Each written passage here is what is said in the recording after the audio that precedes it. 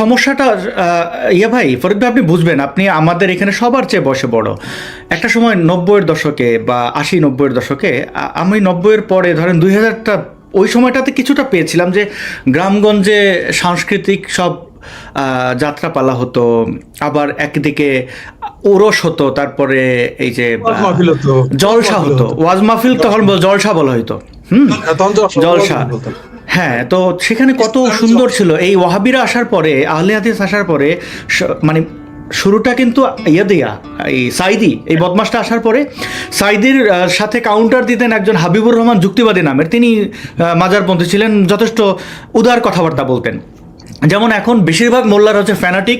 এই যে ধরেন একজন আছেন তাহিরি, উনি ছাড়া আর বাকিগুলো দেখা যায় সবই আমার মনে আছে সেই ছোটবেলায় আমরা এই যাত্রাপালায় দোতারায় শুনতাম একটা আমি একটু একটু একটু একটু গাওয়ার 2 লাইন চেষ্টা করি, কারণ ওইটা ইয়াটা বেশ। হ্যাঁ হ্যাঁ, অবশ্যই।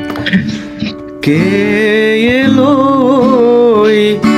মদিনার পর রাসূল নামে, শুনেছিলেন এটা? হ্যাঁ, শুনবো না কেন? এইরকম এই গানটা কিন্তু ফরিদা পারভিনও বোধহয় পরে গেছিলেন ভাই। দাঁড়ায় মনে হইতো যে রাসূলকে দেখতে পাইতেছি গানের আয়োজনে। এবং তারা এই যে এই গানগুলো তো ভাটিয়ালি টাইপের অনেকটা, এত মৃদু সুর আর এত চমৎকার দোতারার সাথে। সে মানে তখন মনে হইতো না যে নবী হৃদয়ে পৌঁছে যেত, শব্দ হৃদয়ে লাগতো। এই যে ওয়াহাবিরা আসলো, সালাফিরা আসলো, কেমন যেন নবী হয়ে গেল আমার সামনে ডাকাত।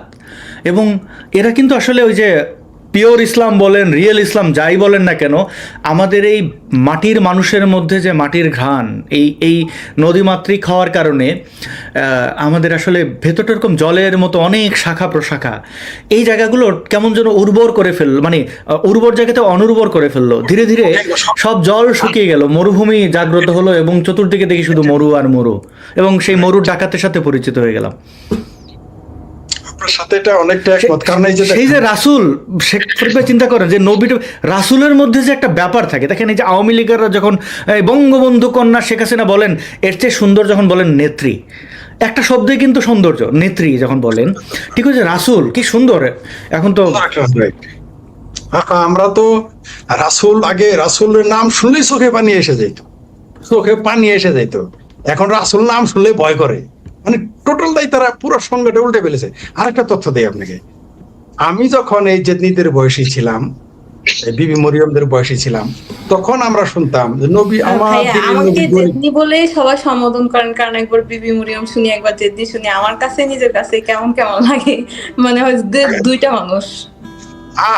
ওই এরকম থাকা দরকার আমাদের। নবীর সুন্নাত, নবীর কতগুলো নাম, আবুল কাসেম, মুহাম্মদ, তারপরে কি যেন আরো নাম, নবীর কি কি নাম, কখনো সময় ডাকছে সাদর আল্লাহ, কি কি নামে আল্লাহ ডাকছে না, এটা সুন্নাত তো, ভালো তো।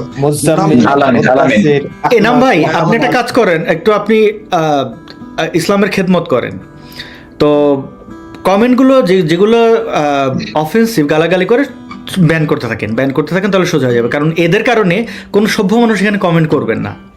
না থাকুক, এত একটু সোয়াব ঠোপ কামাই করতে দেন। একদিকে একবার বেস্তর হুরির নাম কেটে দিতেছেন, ভিসা বাতিল করে দিতেছেন, একটু গালি গালাজ করে যদি একটু সোয়াব পাই, শুধু স্প্যাম করতেছে, মানে ফলে শেখ ফরিদ ভাই ভালো মানুষ এখানে কমেন্ট করে, কমেন্ট বারবার করলে ওটা ব্যান করে দেন, রাইট। স্প্যাম করলে ওটা বাতিল, একটা কমেন্ট যখন 10 বার ওটা বাতিল, 3টা ওটা করতে পারেন, রাইট। স্প্যাম করলে ওটা বাতিল।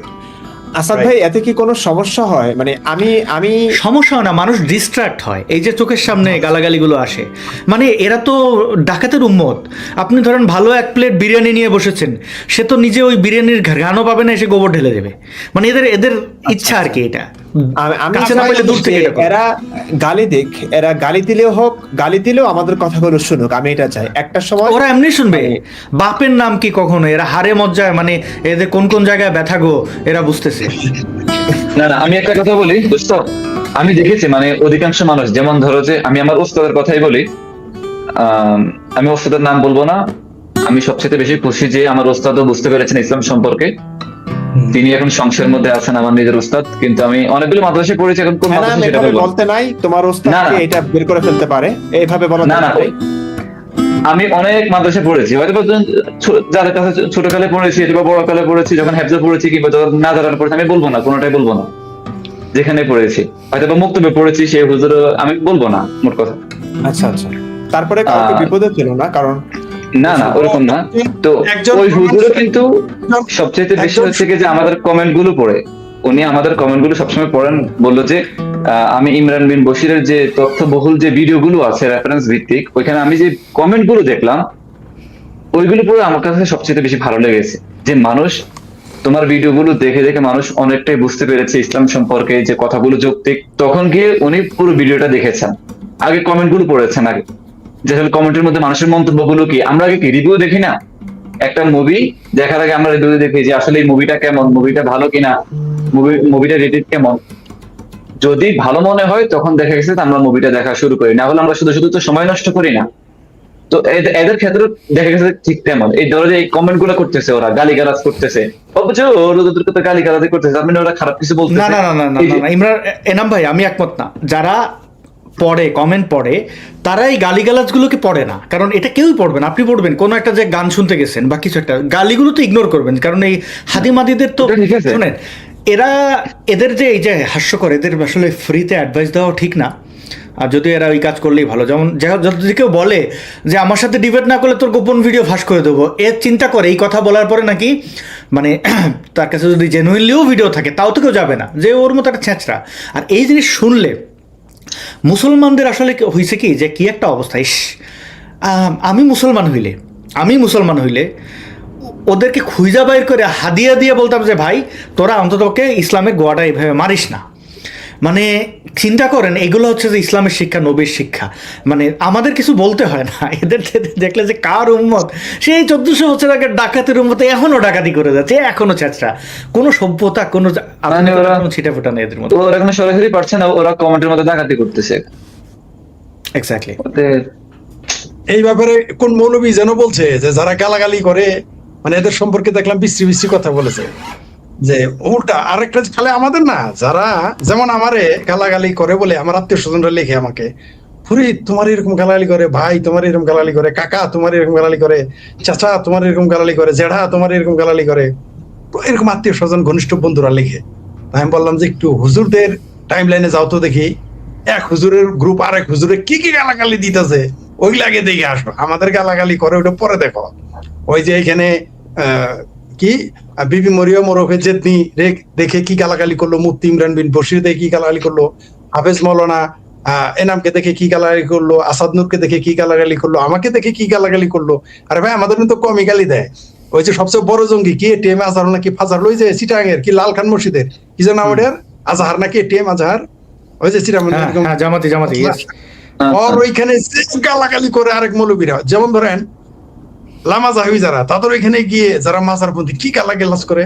আবার এই লামা জাহাবিরা মাজারপন্থীদের ওখানে কি কোন গালি, এই যে ওই দিন দেখলাম কি ডক্টর মহসিন নাকি কি মহসিন ফহসিন, ওই যে লামা জাহাবির যত আলেম আছে ওরা কি বলতেছে, ওই ইরানের খোমেনিরে সমালোচনা করছি শিয়াদের, ও আমার এইরকম গালি দিল মুখে উচ্চারণ করা যায় না, কি সুখ পায় গালি দিয়ে। কোন মুসলমান নাকি গালি দিতে পারে না, তাহলে এরা কি সব মুসলমান হয়ে গেছে নাকি? ঘটনা কি? আর আপনি আমি পৃথিবীর 8টা-10টা দেশের কমেন্টস গুলো পড়ে দেখি, এই বাংলাদেশের মতো এরকম গালিগালাজ দুনিয়াতে, মানে গালিগালাজের উপরে যে নোবেল দেওয়া যাইতো তাহলে নিশ্চিত বাংলাদেশের জামাতি বটেরা সবগুলো নোবেল প্রাইজ পেত, কেউ ঠেকাইতে পারতো না। আর গালাগালি করলে যদি জান্নাত ফ্রি হইতো তাহলে বাংলাদেশের সবগুলো জান্নাতে চলে যেত, বেস্ট ফ্রি। আমরা এবার একটু বিবি মরিয়মের মুখ থেকে শুনতে চাই। সবাই বলবো যে এই আমরা ই করছি, নারী অধিকার আমরা ক্ষুণ্ণ করেছি, তাকে কিছু বলতে দেওয়া হোক, জনগণের পক্ষ থেকে বললাম। ভাইয়া যেটা বলবো আর কি, এখানে আমরা প্রায় 5জনের মধ্যে 4জন পুরুষ, এটা আমি আগেও বললাম আবার বললাম। এখন এই 4জন পুরুষ হিসেবে 4জন পুরুষকে যদি আমি বিবেচনা করি, ওনারা আমাকে কি ওনাদের কাছ থেকে আমি শুনবো আপনার কি আমাকে কি চোখে দেখেন?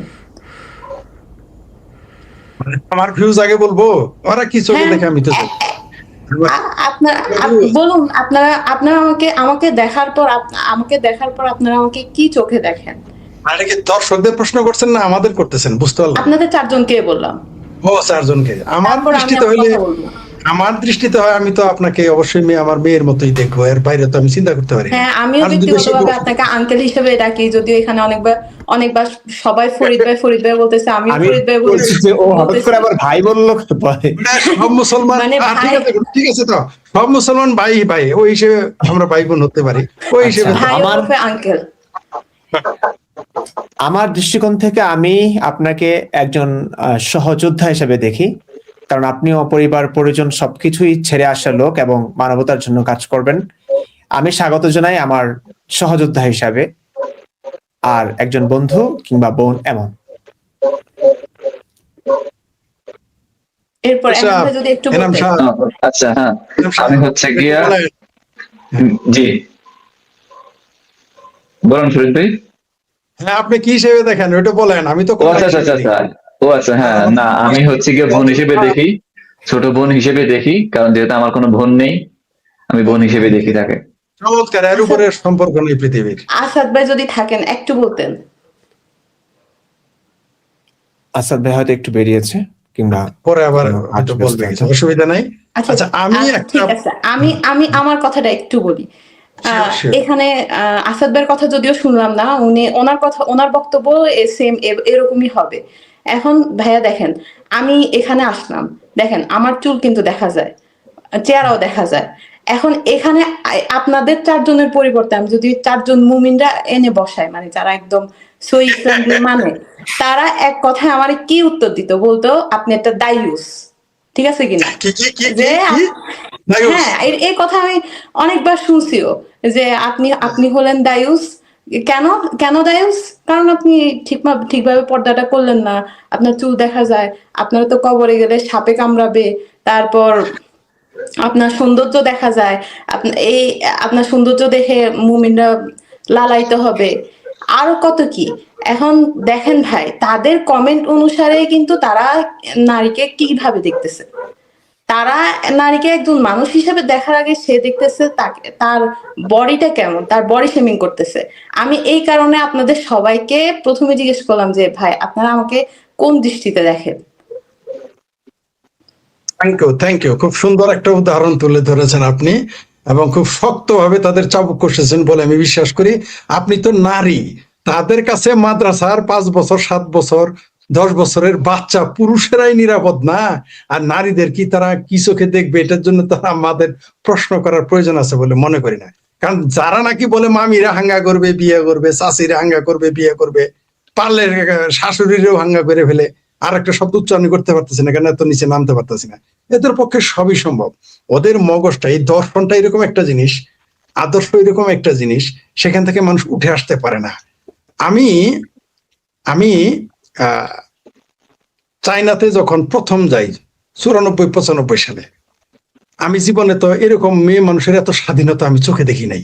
আর সেই 94-95 সাল, বুঝতে পারছেন তো কত আগে। আমি ওইখানে যখন হাফ প্যান্ট পরা মেয়ে মানুষ দেখলাম, মানে কম কাপড় চোপড়, কম মানে স্বল্প বসনা, স্যান্টো গেঞ্জি পরা। তখন অবশ্য চীনা তো ধনী ছিল না, এখন তো অনেক ধনী। পরে আবার 2017 সালে যাই, তখন গিয়ে তো আমি চীন চিনতেই পারি না, মানে 94-95 সালে যে গেলাম আর 17 সালে যে গেলাম, আমি ওই শাসকদের পক্ষে না, কারণ তারা গণতন্ত্র বিরোধী, তারা কোনো বাক স্বাধীনতা, রাজনৈতিক স্বাধীনতা দেয় নাই। মানে তার রাজনৈতিক কোনো স্বাধীনতা এখানে আপনার নাই, পাবেন না, কাউকে পাবেন না। কারণ সরকারের বাইরে আপনি কোনো কিছুই করতে পারবেন না। আপনার ফেসবুকের পাসওয়ার্ডটাও তাদের কাছে থাকে, যদিও ফেসবুক আমাদের মতো চালাইতে পারে না, তাদের নিজস্ব কি যেন আছে সেভাবে চালায়। যাই হোক, যেটা বলতেছিলাম, ওই নারীদের যখন আমি দেখি, আমিও প্রথমে ভয় পেয়ে গিয়েছিলাম, এইভাবে মানুষ চলতে পারে। আমার চিন্তাটা দেখেন, মগজটা দেখেন, দর্শন দেখেন। কিন্তু চীনে যাওয়ার পরে ওই 1994-95 সালে আমি 9 দিন ছিলাম। তো আমি অবাক হয়ে, তারপরে আমার দর্শন বদলে দেয়। আরে মানুষ তো, নারী পুরুষের মধ্যে যে এরকম সমতা থাকে, তাদের প্রতি আলাদা রেসপেক্ট করতে হয়, আর মানুষ হিসেবে ট্রিট করে, প্রথম আমার ধারণা আসে ওইখান থেকে। আমাদের দেশেও তখনও কিন্তু 94-95 সালেও কিন্তু নারী পুরুষ অনেকটা এরকম আজকের মতো না, তখন অনেকটা আমি মনে করি যে রেসপেক্ট ছিল। এখন মানুষ যেভাবে দেখে তা না, এত জঘন্য। যদিও ধর্মের জজবা বেড়ে গেছে, ওয়াজ মাহফিল বেড়ে গেছে, কিন্তু নারীর প্রতি নির্যাতন, নিপীড়ন, নারীর প্রতি শ্রদ্ধাবোধ নষ্ট হয়, এগুলো বেড়ে গেছে। আগে এরকম ছিল না। আগে এত ওয়াজ মাহফিল, এত মাদ্রাসা, এত মসজিদ ছিল না, কিন্তু নারীর প্রতি মিনিমাম একটা শ্রদ্ধাবোধ ছিল, আমরা দেখেছি তখন। এখন সেটা নাই। এখন তো পরিবারের সাথেই, পরিবারের মানুষেরই সম্পর্ক ভালো না, আত্মীয় স্বজনের সাথে সম্পর্ক ভালো না। যেটা বলতেছিলাম, ওইখান থেকে আসার পরে বুঝলাম যে নারী পুরুষের মধ্যে আরেকটা দেখেছিলাম পাহাড়িদের। আমাদের বাংলাদেশেও দেখবেন, মধুপুর গারো পাহাড়ে যাবেন, তারপর আপনার সিলেটে যাবেন, বিভিন্ন পাহাড়িদের দেখবেন, উপজাতিদের, যেগুলো আমরা উপজাতি বলি, আদিবাসী, তাদের দেখবেন। তাদের সমাজ ব্যবস্থা দেখার পর জানলাম যে মাতৃতান্ত্রিক পরিবার আর পুরুষতান্ত্রিক পরিবার, তার উপরে যদি হয় সেটা ইসলাম ধর্ম আরো বিপজ্জনক। সেটা বিপজ্জনক। আসলে সমাজ ব্যবস্থা, রাষ্ট্র ব্যবস্থা, পারিবারিক ব্যবস্থা, এগুলো অনেক কিছু প্রভাব ফেলে, মানসিক ভাবে মানুষকে তৈরি করে।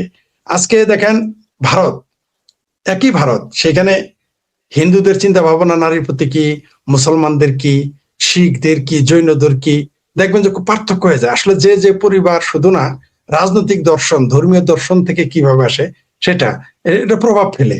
আপনি দেখবেন সারা জীবন সিঙ্গাপুর থেকে আসলো, 20 বছর জাপান থেকে আসলো, 25 বছর আমেরিকা থেকে আসলো, অস্ট্রেলিয়া, কানাডা, ইউরোপ থেকে আসলো, বাংলাদেশে এসে বলে এই মাথায় কাপড় দেশ না গায়ে। কিন্তু ওইখানে কিন্তু হাফ প্যান্ট পরা মেয়ের সাথে বসে চাকরি করছে একসাথে, বা মদের বারে চাকরি করছে, সেই লোক এসে বলে যে হারাম হারাম হারাম হারাম, এগুলো করা যাবে না, ঠিক আছে, মদ খাওয়া যাবে না, কিন্তু ওইখানে কিন্তু মদের বারে চাকরি করে আসছে। তো এগুলো আমাদের আসলে, আমাদের কিছুটা হিপোক্রেসিও আছে, কিছুটা ধর্মীয় দর্শনের উগ্রতাও আছে। মানে নারীর প্রতি যেটা আপনি বললেন, এটা রাষ্ট্র অনেক কিছু প্রভাব ফেলে।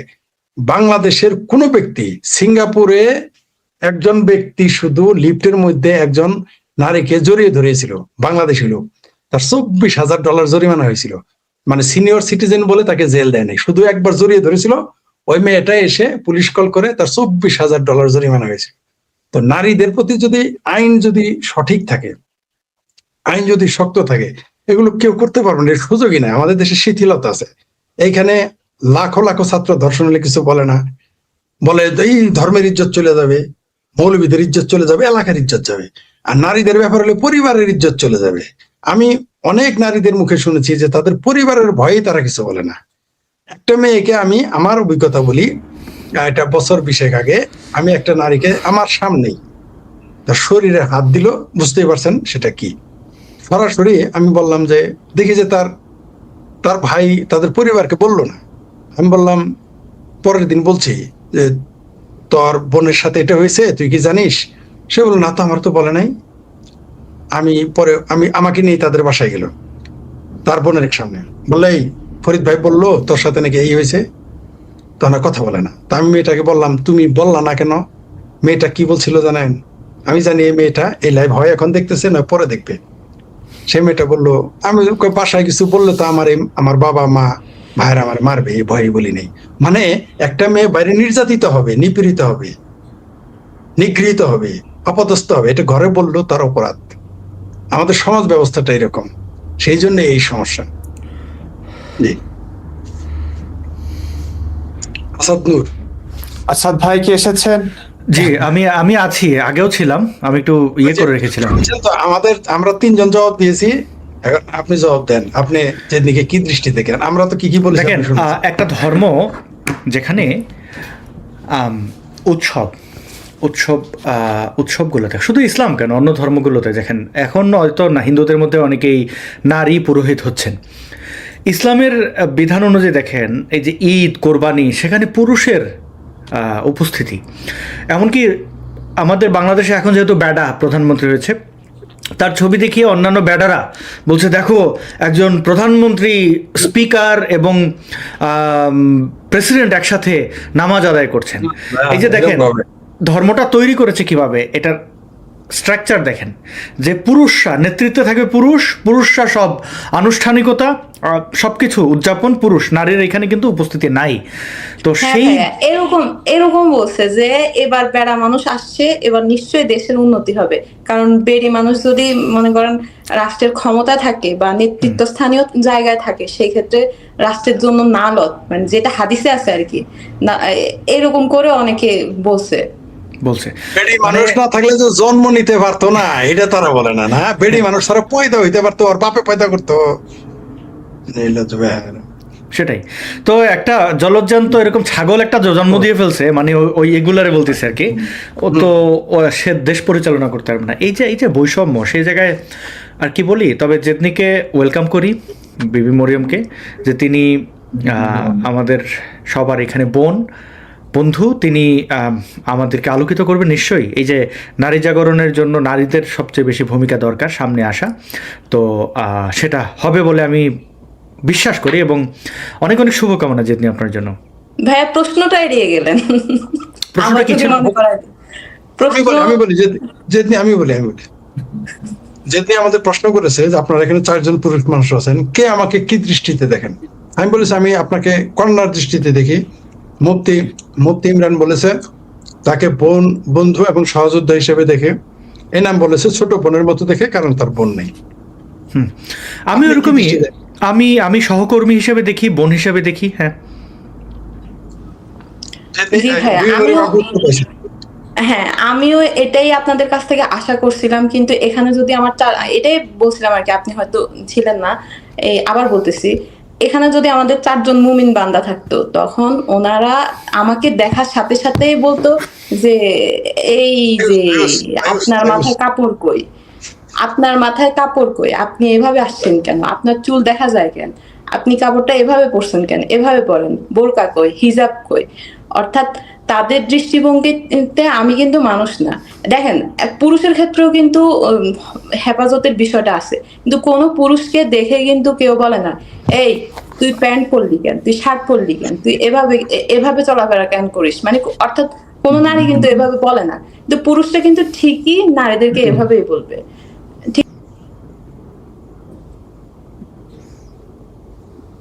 তাদের নেটওয়ার্ক। এই কি হলো? অনেক দর্শকরা বলছেন কমেন্ট করতে। আচ্ছা, তুসলিমান আসেন, আমি আপাকে লিঙ্ক পাঠাইছি, দেখি উনি আসেন কিনা, ফ্রি থাকলে আসবেন।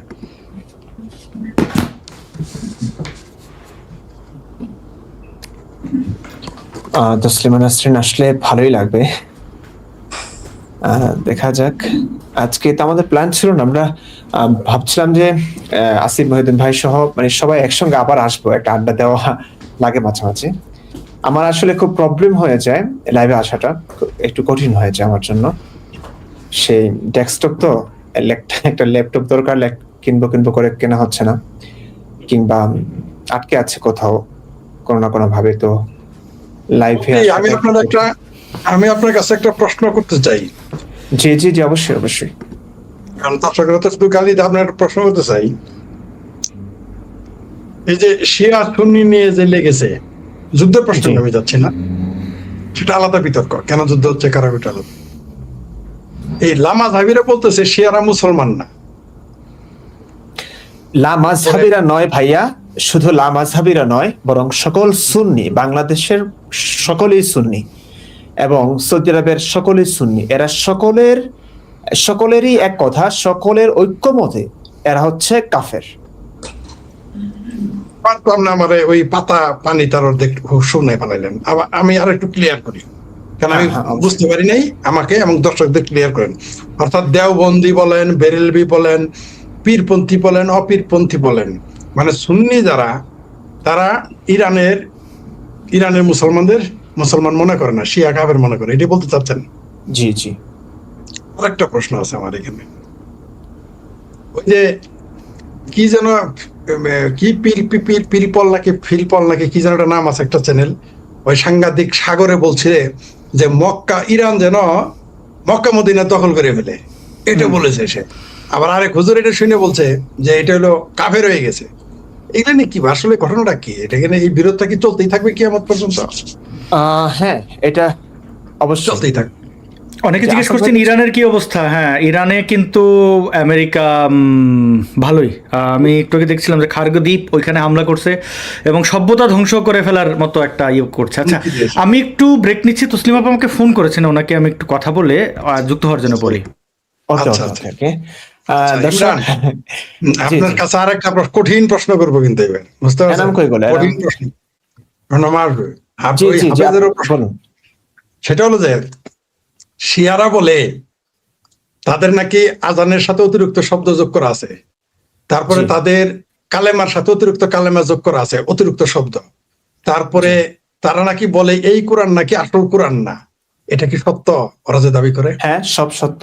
আরো জঘন্য কত কথা বলে, এবং তাদের কথাগুলো তাদের এমন বিশ্বাসের পেছনে যথার্থ যৌক্তিকতা আছে। তাই নাকি?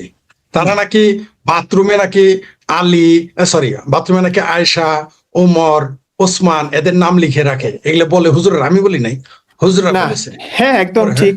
যারা জানে, যারা ইতিহাস জানে, যারা ইসলাম বোঝে, তারা আসলেই বলে এগুলো কথা, এবং এগুলো সত্যি।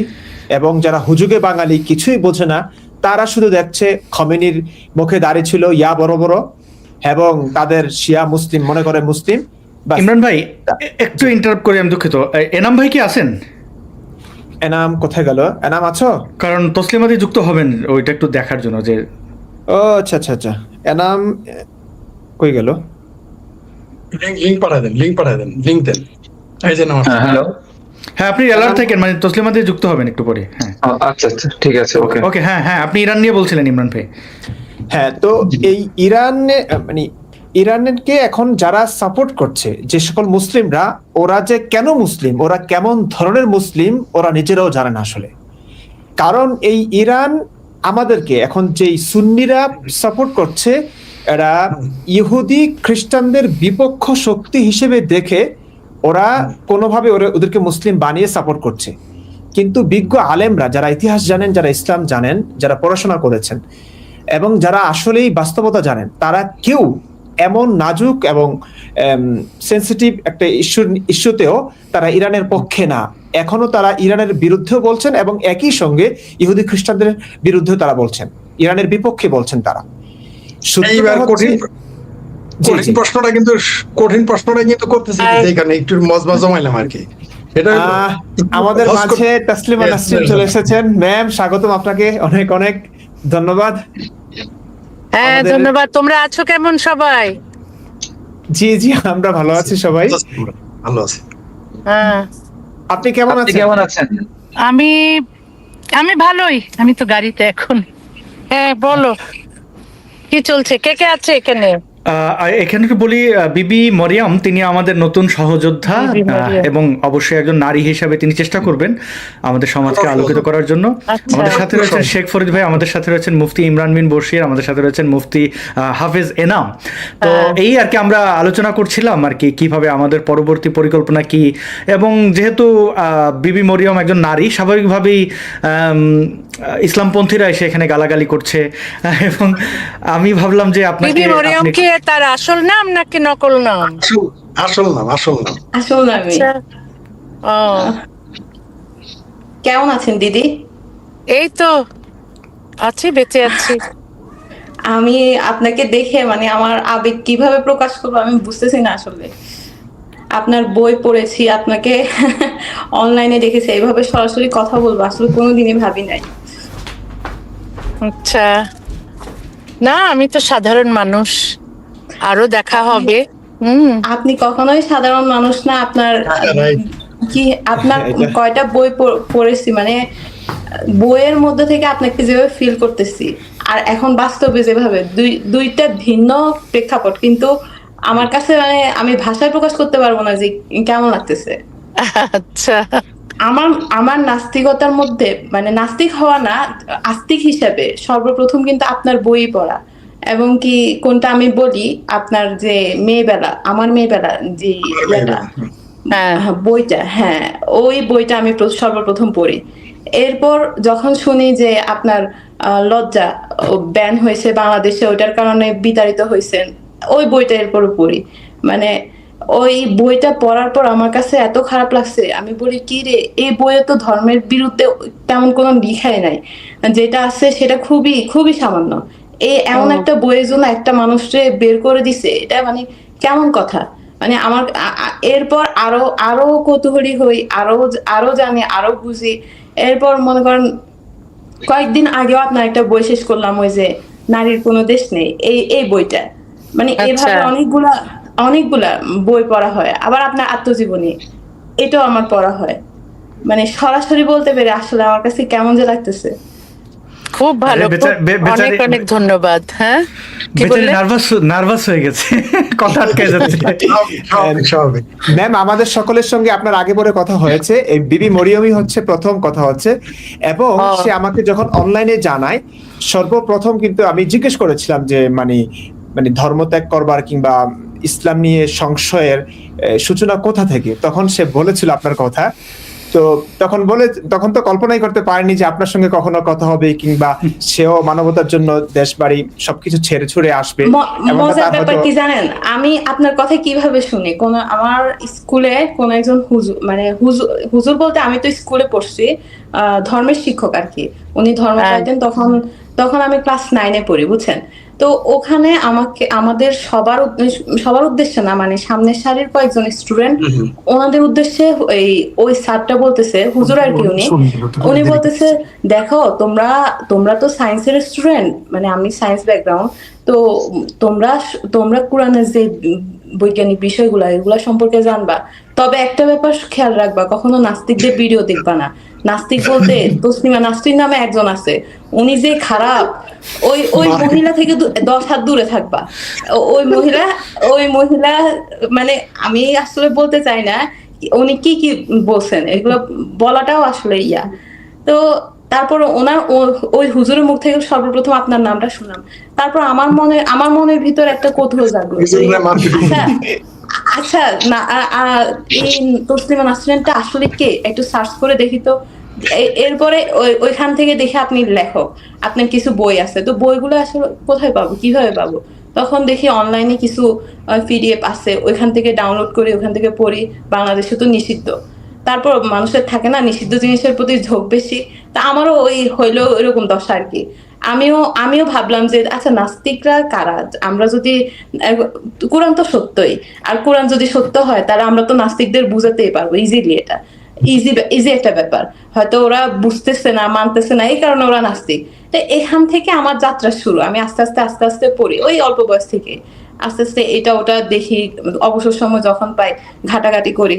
তো করোনার সময় মনে করেন লম্বা একটা সময় পেলাম, তখন তো আর স্কুল বন্ধ, কলেজ বন্ধ, তখন এই ছুটির মধ্যে আমি আরো বই কালেক্ট করি, অবিশ্বাসের ভাইরাস, তারপর সংশয়.com, মানে অনেক অনেক লেখালেখি পড়ি।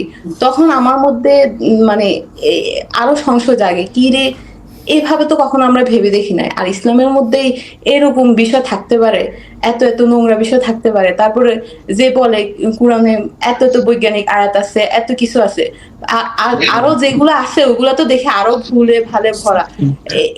এইগুলা দেখতে দেখতে দেখতে দেখতে মানে আমার আজকে এই অবস্থা আর কি। তো খুব ভালো, আপনাকে অভিনন্দন আমাদের জগতে না দিদি, মুক্ত আপনি চিন্তকদের। যদি এখানে সবাই আমার আপনি বললো, আপনি যদি আমার আপনি বলেন, আপনি বলে যদি পর করে দেন, তাহলে আমি লাইভ থেকে চলে যাব। ঠিক আছে, ওটা ধীরে ধীরে হয়, হঠাৎ করে তো প্রথম দিনে হয় না তুমি বলাটা। ঠিক আছে, তাহলে তোমরা কি নিয়ে আলোচনা করছিলে? আমরা জাস্ট এই শুভেচ্ছা, উনি আমাদের মাঝে যুক্ত হলেন, এটাই ওনাকে সম্ভাষণ হ্যাঁ। জানাচ্ছি। আমাদের মাঝে আর 2-1 মিনিটের মধ্যে আসিফ ভাইও যুক্ত হবেন, জাস্ট আচ্ছা। ওনাকে ওয়েলকাম করে নেওয়াটা আর কি। আচ্ছা, অভিনন্দন জানাচ্ছি এক মুক্ত চিন্তার জগতে, আমাদের জগতে। আমি বলছি না যে এটা আমাদের আলাদা জগৎ, আমরা এটা মুক্ত চিন্তায় যারাই বিশ্বাস করে, যারাই নারীর অধিকারে বিশ্বাস করে, মানবাধিকারে বিশ্বাস করে, গণতন্ত্রে, বাক স্বাধীনতায়, মত প্রকাশের অধিকারে, আমরা সবাই আমাদের এই জগৎটাই শুদ্ধ এবং সভ্য। তো আমরা যারা অন্ধকারে আছে, যারা ধর্মান্ধ, যারা জিহাদি, হ্যাঁ, যারা নারী বিদ্বেষী, আমরা তাদেরকে আমরা বলে কয়ে, আপনারা ভিডিও করছেন, এটাতেও অনেকের ভিতরে পরিবর্তন আসছে। আমি বই লিখে যতটা পরিবর্তন মানুষকে করানো সম্ভব, যতটা মানে মানুষ যেন চিন্তা করতে যুক্তিবুদ্ধির আশ্রয় নেয়, হ্যাঁ, শুধু অন্ধত্ব দিয়ে তো চলে না, একটা সমাজ সুস্থ আর সভ্য হয় না। তো সেই কারণে আমি অভিনন্দন জানাচ্ছি, সবাই তোমরা খুব ভালো কাজ করছো, বিবি মরিয়মও ভালো কাজ করবে, এবং তোমরা করো আর অনুষ্ঠান চালিয়ে যাও, ঠিক আছে? আমার অভিনন্দন রইল আবারও, এবং সবাইকে ধন্যবাদ। ওকে, বাই। ধন্যবাদ, ধন্যবাদ ম্যাম। আসলে এটাই প্রমাণ করে প্রতিভাকে কখনোই দমিয়ে রাখা যায় না। বেবি মরিয়ম শুনেছে তসলিমা নাসরিনের বিরুদ্ধে, সেখান থেকে তার কৌতূহল জাগে। ঠিক সেম ঘটনা কিন্তু আমার ক্ষেত্রে ঘটেছে। আমরা মাদ্রাসায় তসলিমা নাসরিনকে যখন চিনি না, তখন আমরা শুনেছি তসলিমা নাসরিনের বিরুদ্ধেই ঘৃণা ছড়ানো হয়েছে। সেখান থেকে কৌতূহল জাগে না, আমাকে একটু জানতে হবে কতটা ঘৃণিত তিনি, কতটা অসভ্য তিনি। তার অসভ্যতা জানতে গিয়ে আমরা তার সভ্যতার পরিচয় পাই। এভাবেই আসলে ব্যাপারটা ঘটে। মানে অনেক কিছুই আসলে শুনে শুনে প্রতিভাকে কখনোই দমিয়ে রাখা যায় না, এটাই সত্যি। ফু দিয়ে প্রতিভাকে নেভানো যায় না, এবং চামচিকার ভৎসনার সূর্যের কিছু যায় আসে না, এটাই সত্যি।